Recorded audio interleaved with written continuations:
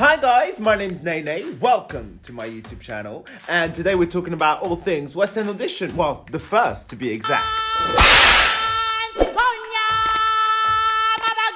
So, can we deep this for a second? Because my first West End audition, okay, West End, what is the West End, you ask? Is the cream of the crop of commercial musical theatre. And what did I do? Mine was Lion King, which is the cream of the crop of the West End. And I'm not even just saying that because it's Disney. I'm not even saying that because it's one of my favorite shows, musical theatre. I'm not even saying that because it's like black-centric. I'm saying this because of pure statistics. It's one of the longest running shows on the West End. I'm talking 2 decades plus. It's one of the longest running shows on Broadway. It's been on pretty much every single continent on the planet.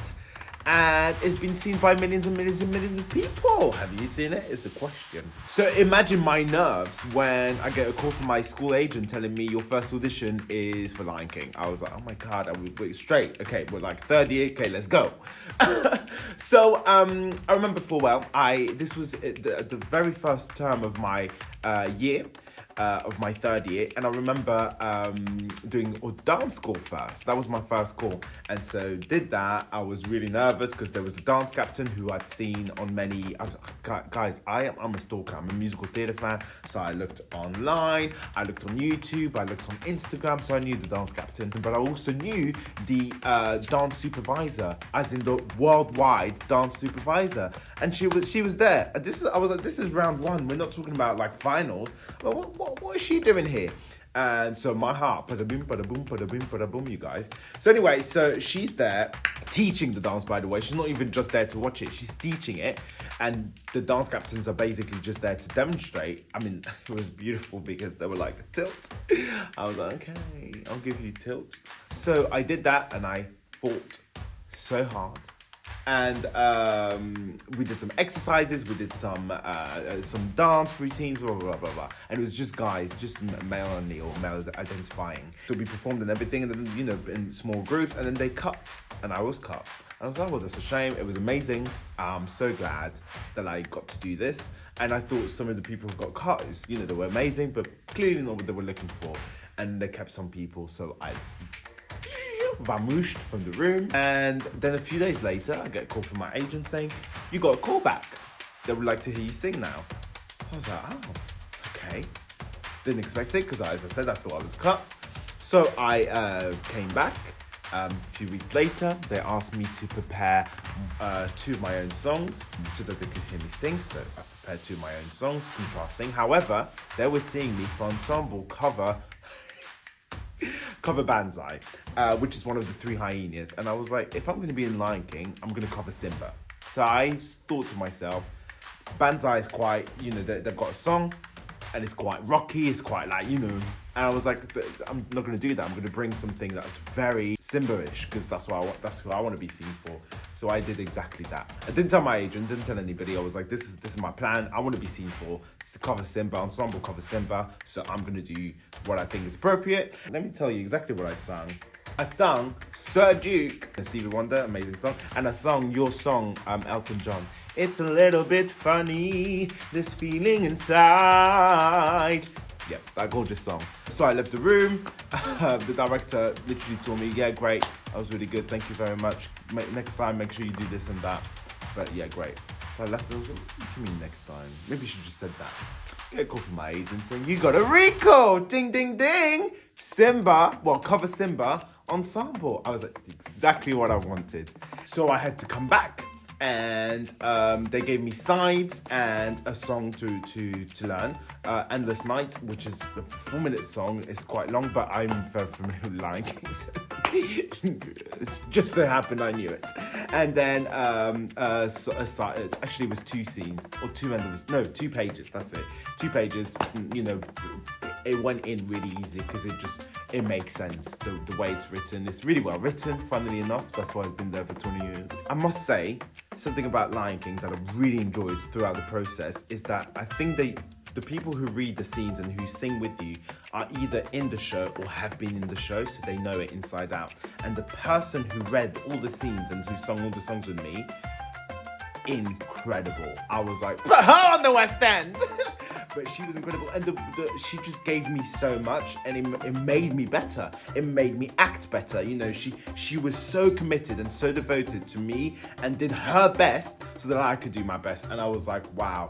You know, I've been in audition since, and people literally, you know, and it's fine because it's not anybody's job, and that's not what is expected from anyone in an audition, but it just makes a difference. People literally just read, and you know, they barely look at you, and you either have to make a choice of acting towards them or pretending that they're next to you. Whereas here, she was next to you, and like, she was almost doing the blocking. Like, it was great. So I did that. My only mistake is in the song, and this night I did everything, but then at the very end, and I remember from sound recording, it also it's exactly what the dots are, and I always thought it was just ad-lib, you know, like you can tell, because he just goes, I know, yeah, I know the sun will rise, and as I say, I thought it was ad-lib, so I ad-libbed, and I did all sorts.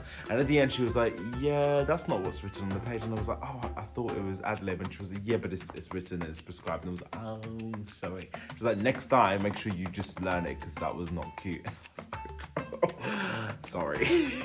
So I came back, got a recall. Luckily, my agent again called me, and this time I made sure that I knew exactly what it was. I practiced it over and over and over again. I had to do the scene again, and I had to do the dance, and it was amazing. They called me in after that again, and this time there were a few more people. There was the casting director and the assistant, but I had the associate from the show and everything. It was really nice, and I performed it for them. They coached me a little bit. You know, they said, in the show, this is, you know, it's great. They really immersed me in it. This is something I always thought about casting directors.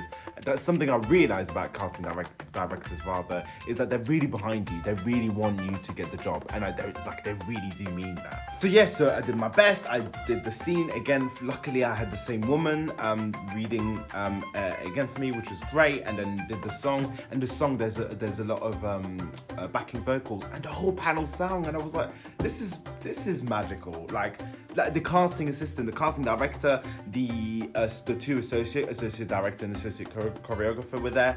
They were singing, like they were doing the BVs in harmonies, mind you, and obviously the person reading. I was like, I'm here, I'm ready.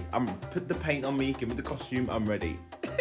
And that went really well. And then unfortunately, I got cut at that point. They said, well, no, I didn't. That's a lie. They said, we're putting you on hold. You've demonstrated everything we really needed. You know, that was great. We're putting you on hold, and we're also considering you as Mufasa, potentially. And I was like, oh, interesting. As in a Mufasa cover, as well as Simba.